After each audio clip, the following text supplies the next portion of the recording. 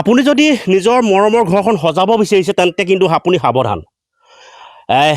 সোণাৰী কাষৰীয়া যি থুকুবিল অঞ্চলত আচলতে স্বাস্তিক কনষ্ট্ৰাকশ্যন নামৰ এটি কোম্পানীয়ে গৃহ নিৰ্মাণ কোম্পানীয়ে গৃহস্থক আচলতে আভুৱা ভাৰি বুজন পৰিমাণৰ ধন সংগ্ৰহ কৰি উধাও হোৱাৰ দৰে তথ্য পোহৰলৈ আহিছে। আৰু মই এটি বাসগৃহত উপস্থিত আছোঁ। মই ৰশ্মি ৰাজকোঁৱৰ যি তেওঁৰ বাসগৃহত উপস্থিত আছোঁ। তেওঁলোকে বিগত মাৰ্চত স্বাস্তিক কনষ্ট্ৰাকশ্যনৰ লগত তেওঁলোকে এটা এগ্ৰিমেণ্ট হৈছিল আৰু এগ্ৰিমেণ্ট হোৱাৰ সময়তে তেওঁলোকে 25% ধন আচলতে কোম্পানীটোক আদায় দিছিল। পৰৱৰ্তী সময়ত তেওঁলোকে গৃহ নিৰ্মাণৰ আশ্বাস দিছিল, কিন্তু দেখা গৈছে গৃহ নিৰ্মাণৰ বাবদ এনেদৰে এইবিলাক কৰি থকা হৈছে। গৃহ নিৰ্মাণৰ বাবদ আচলতে পৰিয়ালটোৰ পৰা বুজন পৰিমাণৰ ধন 3,45,000 টকা আচলতে তেওঁলোকে উদৰস্ত কৰি আজি 4 মাহে সামান্যতম কাম নকৰাকৈ এওঁলোকৰ এই আচবাবসমূহ এনেদৰে পেলাই থকা হৈছে। ৰডসমূহ দেখিছে ইতিমধ্যে মামৰে ধৰিছে। গাঁতসমূহ ফাউণ্ডেশ্যনৰ কাৰণে গাঁতসমূহ খনা হৈছিল, কিন্তু পৰৱৰ্তী সময়ত আজি 4 মাহে আচলতে মৌন হৈ থাকিল। যিজন আচলতে স্বাস্তিক কনষ্ট্ৰাকশ্যনৰ যিজন স্বত্বাধিকাৰী যিজন দীপায়ন বৰা, যিজন আচলতে গুৱাহাটীত বাহৰ পাতে, কিন্তু তেওঁক আচলতে যদি যি গৃহস্থ যদি ফোন কৰে আচলতে ফোনৰ তেওঁলোকে যি উত্তৰ নিদিয়া অভিযোগ উত্থাপিত হৈছে।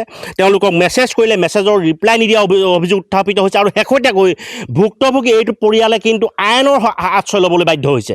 তেওঁলোকে ইতিমধ্যে 26 জুনত ইতিমধ্যে তেওঁলোকে আচলতে যি স্বাস্তিক কনষ্ট্ৰাকশ্যনৰ যি স্বত্বাধিকাৰীলৈ আচলতে আইনী জাননী প্ৰেৰণ কৰিবলৈ বাধ্য হৈছে। আৰু মই পোনে পোনে বাসগৃহৰ যি গৰাকী আপোনাৰ ওচৰলৈ আহিছোঁ। আপুনি কেতিয়া এগ্ৰিমেণ্ট কৰিছিলে? কোনটো মাহৰ কেই তাৰিখে কৰিছিলে এগ্ৰিমেণ্ট? 20 তাৰিখে পইচা দিছোঁ। কোনটো মাহৰ 20 তাৰিখ? মাৰ্চৰ 20 তাৰিখে। কি কৈছিলে? কিমান টকা দিছিলে আপোনালোকে? 3,45,000। তাৰপিছত কি ক'লে তেওঁলোকে? তাৰপিছৰ পৰা তেওঁলোকৰ ফোন নাই আৰু মেছেজৰ ৰিপ্লাইও নিদিয়ে। ইয়াৰ আৰু দুজন মানুহৰ মানে ঘৰ বনোৱা দেখি পেলাই মই দিছিলোঁ তেওঁলোকৰ নাম্বাৰ, ফোন নাম্বাৰলৈ। আমাৰ ইয়াত বনাইছিলে সোণালী পামত। আপোনাৰ ইয়াত কি মেটেৰিয়েলছ পেলালে তেওঁলোকে? বালি পেলালে আৰু শিল পেলালে আৰু চিমেণ্টখিনি পেলালে। চিমেণ্টখিনিও নষ্ট হৈ গৈছে এতিয়া। বহাগ মাহতে এপ্ৰিলতে পেলালে চিমেণ্টখিনি ব্যৱহাৰৰ অনুপযোগী হৈ ভিতৰত পৰি আছে।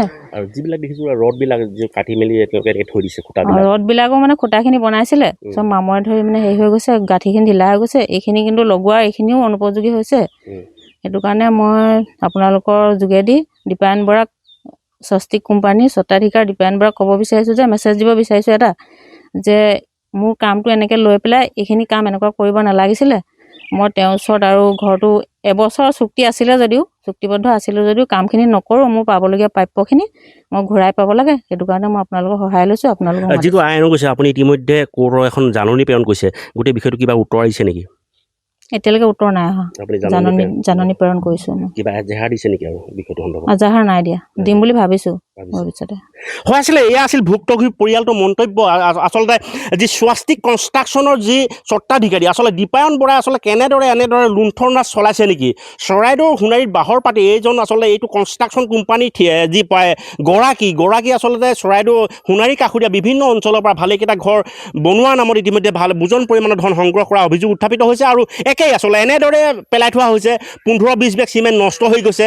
মই দৃশ্য দেখুৱাবলৈ অনুৰোধ জনাইছোঁ। এয়া হৈছে এই বাসগৃহত আচলতে এনে চৌহদত এনেদৰে ইটাসমূহ পেলাই থোৱা হৈছে। এনেদৰে খুঁটাসমূহ পুতিবৰ বাবে যি গাঁত খনা হৈছিল, গাঁতসমূহ এনেদৰে আচলতে মুকলিভাৱে ইয়াত এনেদৰে আছে।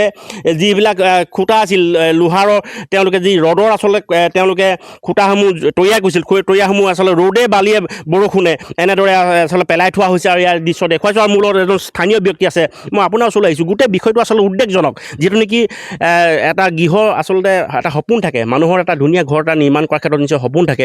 আজি কিন্তু এই সপোনটো সাকাৰ কৰিবলৈ গৈ আচলতে এই পৰিয়ালটো আজি আইনৰ ওচৰলৈ যাবলৈ বাধ্য হৈছে। গোটেই বিষয়টো উদ্বেগজনক নহয়নে?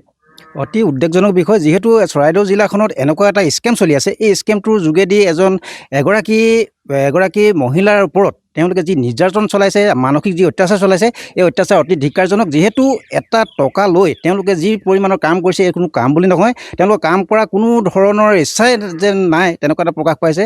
গতিকে এনেকুৱা ধৰণৰ যি স্কেম চলি আছে, এই স্কেমটো আমি আৰক্ষী অধীক্ষক, চৰাইদেউ জিলা আৰক্ষী অধীক্ষক আহ্বান জনাইছোঁ যে এনেকুৱা এটা যি স্কেম চলি আছে চৰাইদেউ জিলাখনত, ইয়াৰ যে এটা উচ্চ পৰ্যায়ৰ তদন্ত হয়, তদন্ত কৰি যাতে দোষী ব্যক্তিক শাস্তি প্ৰদান কৰে, তাৰ বাবে আমি আহ্বান জনাইছোঁ।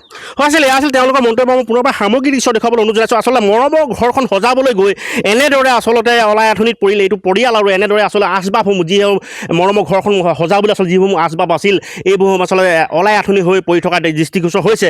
এই ক্ষেত্ৰত আচলতে স্বাস্তিক যি কনষ্ট্ৰাকশ্যনৰ স্বত্বাধিকাৰী, তেওঁ আচলতে কেনেদৰে ব্যৱস্থা গ্ৰহণ কৰিব, নে তেওঁ আচলতে পইচা সংগ্ৰহ কৰি এনেদৰে আচলতে দালালি লিপ্ত হৈছে নেকি, গোটেই বিষয়টো আচলতে পোহৰলৈ আহিব লাগে। আৰু এই ক্ষেত্ৰত জিলা প্ৰশাসনে কেনেদৰে ব্যৱস্থা গ্ৰহণ কৰিব, জিলা আৰক্ষী অধীক্ষকগৰাকীয়ে আচলতে গোটেই বিষয়টো কেনেদৰে চোৱা চিতা কৰিব, আচলতে পৰৱৰ্তী সময়তে স্পষ্ট হৈ পৰিব। হয়,